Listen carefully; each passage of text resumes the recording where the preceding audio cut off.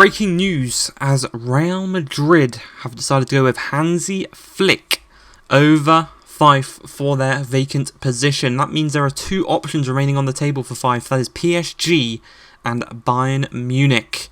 Obviously PSG had a poor season, finishing in 4th place. That is the second time in 4 years that they haven't won Ligue 1, with Olympique Lyon winning it on goal difference. And you can see they've got a lot of money, they have a good squad, but will he take over them, or will he choose the second option, Bayern Munich, who won the league, but they just need that push in European football. They've dominated Germany for many, many years. Brilliant squad, an ageing squad, some may say. So will he take the challenge of the ageing squad to win the Champions League? Or will he take the PSG offer and betray his Monaco roots? Or will he betray his Dortmund roots? Well, only time will tell.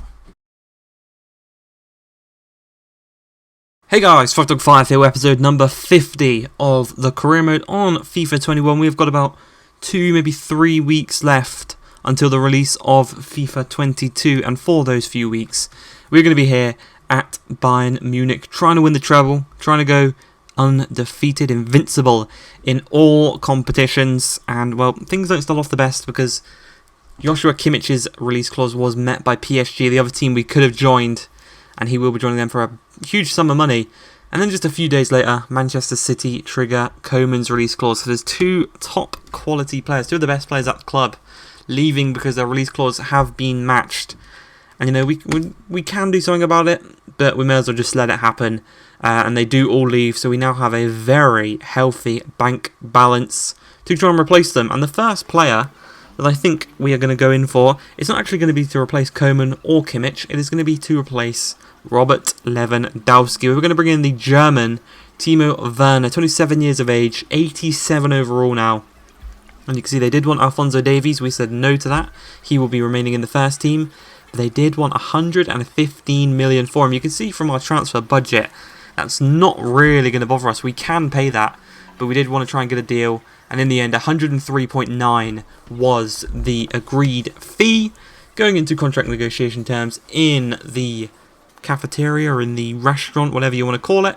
He wanted a crucial role, 4 years, and as for his wages, nice bump up to 200k, a signing on bonus of 2.5 million.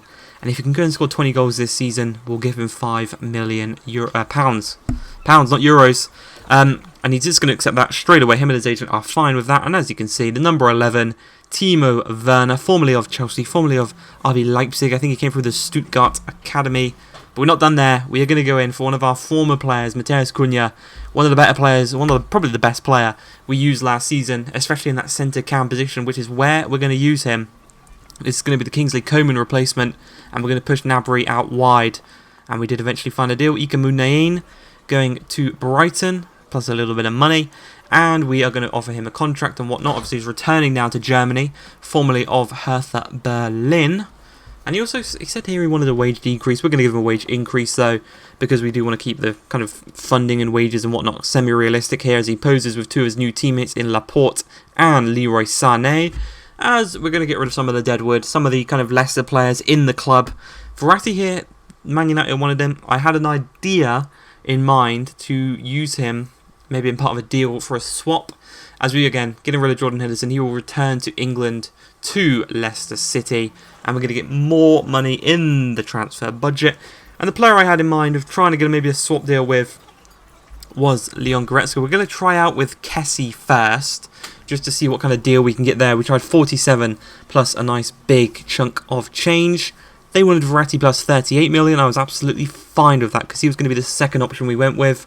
And I think we might have just robbed Barcelona blind because we gave them the older player, we gave them the lower rated player, and I don't know what they were thinking. But he's obviously returning now to Bayern Munich. Obviously he signed for Barca from Bayern, and now he's coming back. He will be given the number 8 shirt.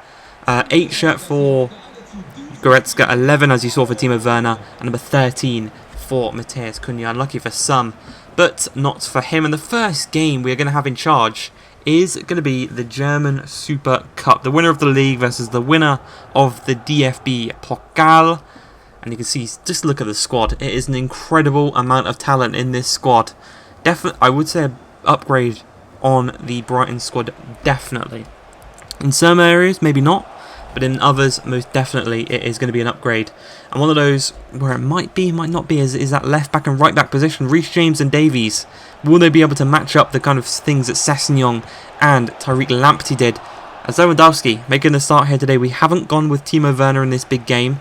And maybe we should have, because Lewandowski missed that chance. He's not got the pace anymore, but he's definitely still got the feeling. Serge Gnabry, the former Arsenal man, tried to just dribble inside, trick his way past a few players. Didn't quite work out here. But as he plays a little ball into Lewandowski, it's going to find Cunha. Cunha first time pass through to Gnabry. Switches from the left, back onto his right side. And he makes it 1-0. It does his signature celebration. And Matheus Cunha's already got an assist. And Serge Gnabry has already got a goal.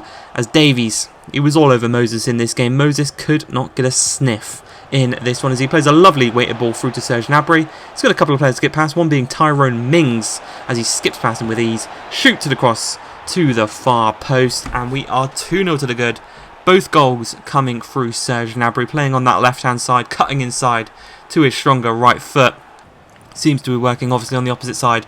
We've got Sane cutting inside onto his left foot, but Cunha can strike one from range. Not quite getting his first goal in Bayern Munich colours, but it won't take long for that to happen, as Gnabry kind of try and prove he's not just a goal scorer as he plays the ball into Goretzka. Great long shots, but Renaud does make the save, denying him from that long range effort. Really, really clean, sweet strike, but unfortunately it was well saved as we come into the game. And you know, we're already 2-0 up, we just want more goals, and that is what's going to happen here, as kind of, you know, not every goal has to be a nice flashy goal. Some of them can be pretty much tap-ins on the goal line. That is what Lewandowski is doing, adding to his tally of however many goals he's scored in Germany. You know, we've had 3 seasons where we've not even looked at his stats, but he's probably continued his fine form, and he's probably one of the highest goal scorers in Germany. I think he already is in real life, but that does not matter, because as we come into the final few moments of this game, you can see we've made a few substitutions. We've brought off Cunha and Lewandowski, bring on Timo Werner and Musiala. He's the player he gave for Chelsea. He used to be English, and now he's Bayern Munich, and he's changed nationality to Germany. But Timo Werner does score on his debut after coming off the bench. You'll love to see it. Turbo Timo makes it 5-0. And I've just realised I glossed over the fact that Goretzka scored an absolute banger to make it 4. As we're going to try and get a 6th in this one with 10 minutes remaining, Goretzka's going to go for another audacious little strike, but it didn't quite work out in similar fashion as his other. As we come with 3 minutes remaining, a little nice passing play. Musiala, Timo Werner, Gnabry knocking it back through. Chance, but Victor Moses, another former Chelsea player, gets to the ball. But Timo was offside. You can see how close it was though. Just offside. It's a classic Timo Werner, really. When you think about it, always just that slight margin offside. If he changes that, you know, he could be a class striker in real life as well. But we're in the 90th minute. The game is 5-0. What we're doing right here is just constant pressure. We have that kind of never give up mentality as Gnabry receives the ball, dinks it up for himself for the volley, makes it 6-0, gets the hat-trick. He will be taking home the match ball from this final. And that is all things said and done. We are winners. 6-0. It wasn't even close. And if we can take this form into the league, and we can beat these types of teams, teams like Frankfurt, 6-0, all we've got to do is worry about Dortmund, Leipzig, maybe Bayer Leverkusen.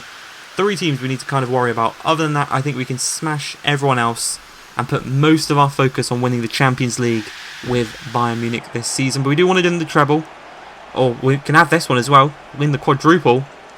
But I hope you guys have enjoyed this one. We've got a trophy already at Bayern Munich, and if you could, comment down below some transfer suggestions, showing on screen how much money we have here. We have a lot of money. We can get it pretty much anyone. You've seen the team, so if you want maybe a defender, maybe a new goalkeeper, whatnot, comment it down below. Hope you guys have enjoyed this one though. If you have, please like, subscribe, and peace.